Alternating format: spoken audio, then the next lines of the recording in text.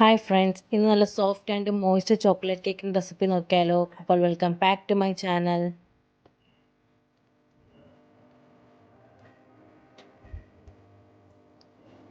ഇതിനായി ഒരു ബൗളിലേക്ക് 4 മുട്ടയുടെ വെള്ളയും മഞ്ഞയും ഒന്ന് സെപ്പറേറ്റ് ചെയ്തെടുക്കാം. വളരെ സിമ്പിളാണ് ഇത് സെപ്പറേറ്റ് ചെയ്തെടുക്കാൻ. ജസ്റ്റ് ഒന്ന് ശ്രദ്ധിച്ചാൽ മാത്രം മതിയാകും.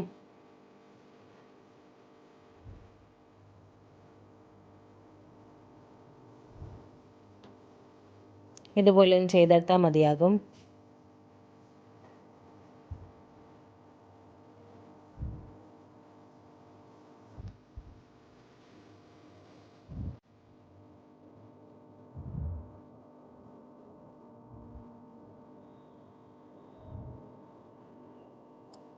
അങ്ങനെ 4 മുട്ടയുടെ വെള്ളയും മഞ്ഞയും സെപ്പറേറ്റ് ചെയ്തെടുത്തിട്ടുണ്ട്.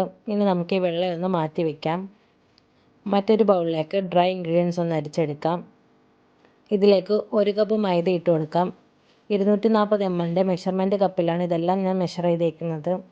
ഇതിലേക്ക് 1/4 കപ്പ് കൊക്കോ പൗഡർ കൂടി ചേർക്കാം. 1 ടേബിൾ സ്പൂൺ ബേക്കിംഗ് പൗഡർ കൂടി ചേർത്ത് നന്നായി അരിച്ചെടുക്കാം. ഒരു 3 തവണയെങ്കിലും അരിച്ചെടുക്കണം. എന്നിട്ട് ഇതൊന്ന് മിക്സ് ചെയ്ത് മാറ്റി വയ്ക്കാം. നേരത്തെ മാറ്റി വെച്ച മഞ്ഞക്കരുവിലേക്ക് 1/4 കപ്പ് പാലും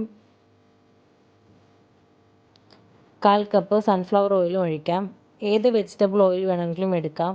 ബട്ടർ വേണമെങ്കിലും യൂസ് ആക്കാം. ഇനി ഇതിലേക്ക് 1 ടീസ്പൂൺ വാനില എസൻസ് കൂടി ചേർക്കാം. 3/4 കപ്പ് പഞ്ചസാര പൊടിച്ചത് 1/2 കപ്പ് ഇതിലേക്ക് ചേർക്കാം. ഇനി നന്നായി ഒന്ന് മിക്സ് ചെയ്തെടുക്കാം.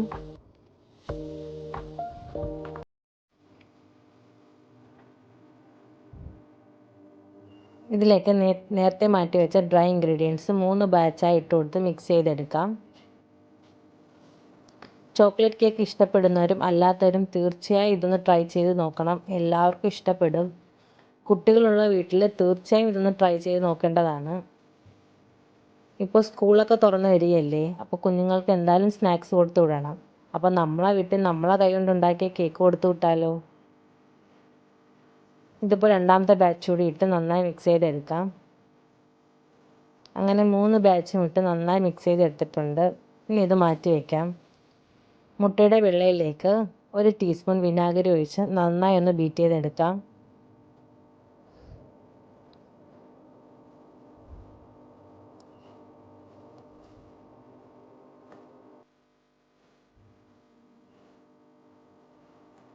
ഇതിലേക്ക് നേരത്തെ മാറ്റി വെച്ച 1/4 കപ്പ് പഞ്ചസാര കൂടി ചേർക്കാം.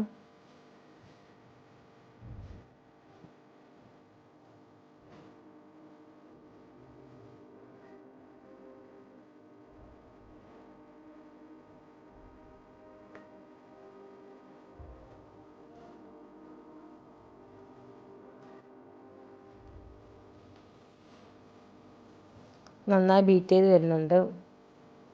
ഇതിപ്പോൾ കണ്ടാൽ സോപ്പ് പത പോലെ തോന്നുന്നവർ ഒന്ന് കമൻറ്റ് ചെയ്യുക. ഇതിലേക്ക് നേരത്തെ മാറ്റി വെച്ച മിക്സ് 3 ബാച്ചായി ഇട്ട് കൊടുത്ത് നന്നായി ഒന്ന് ഫോൾഡ് ചെയ്തെടുക്കാം.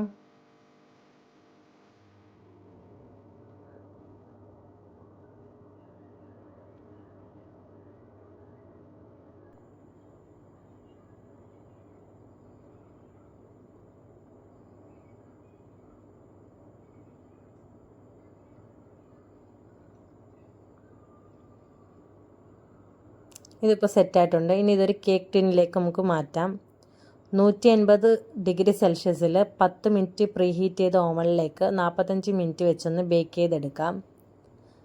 റെസിപ്പി ഇഷ്ടപ്പെടുന്നവർ തീർച്ചയായും എന്തായാലും ഒന്ന് ട്രൈ ചെയ്ത് നോക്കണം. കൂടാതെ എൻ്റെ ചാനലൊന്ന് സബ്സ്ക്രൈബ് ചെയ്യും, ലൈക്ക് ചെയ്യും, ഷെയർ ചെയ്യും, കമൻറ്റ് ചെയ്യുകയും ചെയ്യണം.